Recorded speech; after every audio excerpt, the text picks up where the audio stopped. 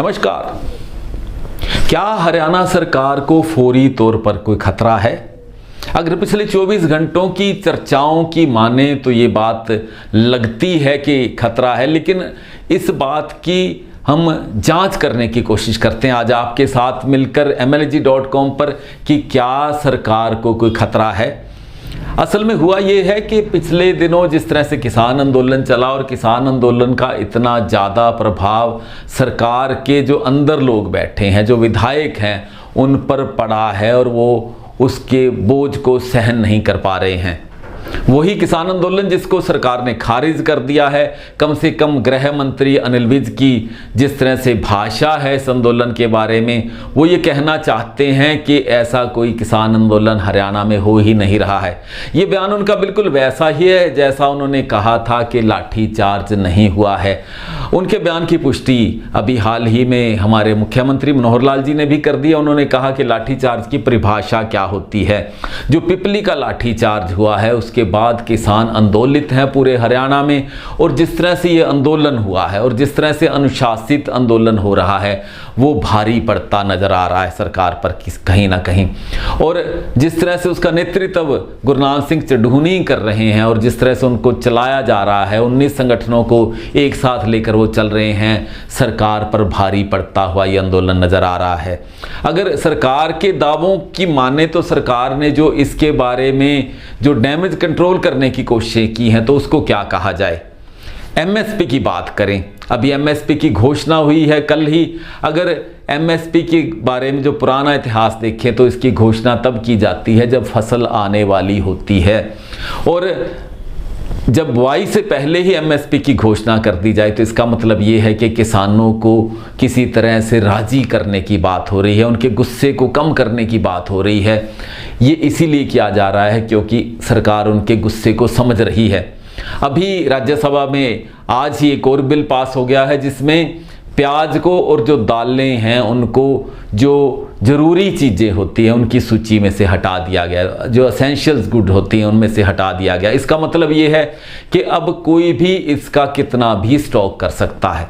अब ये कोई भी कौन है?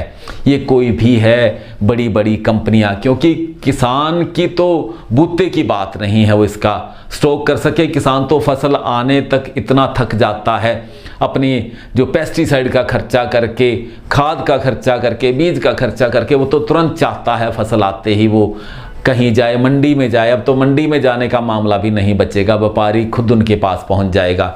और ये जो छूट दी गई है आज, ये जो विधेयक नया जो कानून बन गया है जिसे पारित करवा लिया गया है, अब कितना भी कोई स्टॉक रख सकेगा, उसको जमाखोरी करने का एक तरह से लाइसेंस मिल जाएगा।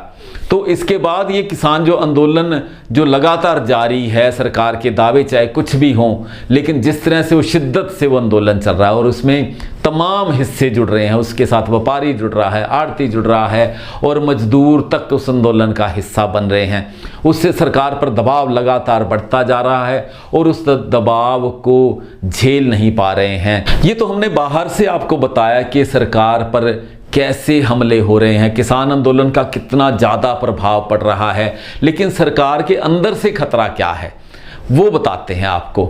सरकार के अंदर के कम से कम 15 विधायक जो सूत्र बता रहे हैं वो ऐसे हैं जो सरकार के ऊपर दबाव बनाए हुए हैं। वो चाहते हैं कि ये जो 3 कानून बनाए गए हैं, अध्यादेशों से जो कानून बन गए हैं, इन पर सरकार अपना रुख स्पष्ट करे और जो मांग कर रहे हैं किसान कि MSP के बारे में श्योरिटी दी जाए, कानून बनाया जाए या इन कानूनों में संशोधन किया जाए और ये लिखा जाए कि MSP जरूर दी जाएगी किसानों को।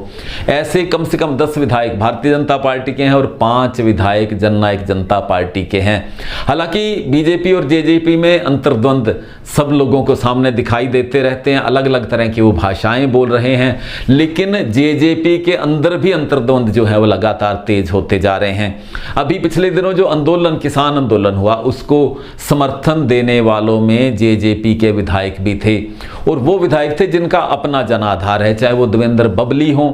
उन्होंने टोहाना से जब वो चुने गए थे तो उन्होंने उस वक्त की सरकार में जो भारतीय जनता पार्टी की सरकार थी उसके प्रदेशाध्यक्ष जो सुभाष बराला थे उनको बड़े अंतर से हराया था। इसी तरह से शाहबाद मरकंडा के भी जो विधायक हैं रामशरण काला, वो भी खुलकर सामने आ गए। उन्होंने भी धरने में वो शामिल हुए थे किसानों के आंदोलन में, वो भी अपने आप में जनाधार वाले नेता हैं। उन्होंने भी कृष्ण बेदी जो थे, मंत्री थे हरियाणा की सरकार पार्ट 1 में, उनको 30,000 प्लस वोटों से हराया था। इस तरह से जो ये लगातार सामने आ रहे हैं विधायक, रामकुमार गौतम इससे पहले ही विद्रोह कर चुके हैं। इसके अलावा 2-3 विधायक और हैं जो आतुर हैं, जो लगातार बाहर आने को तैयार हैं और जो एक तरह से अनुशासन है पार्टी का उसको धता बताने के लिए तैयार हैं।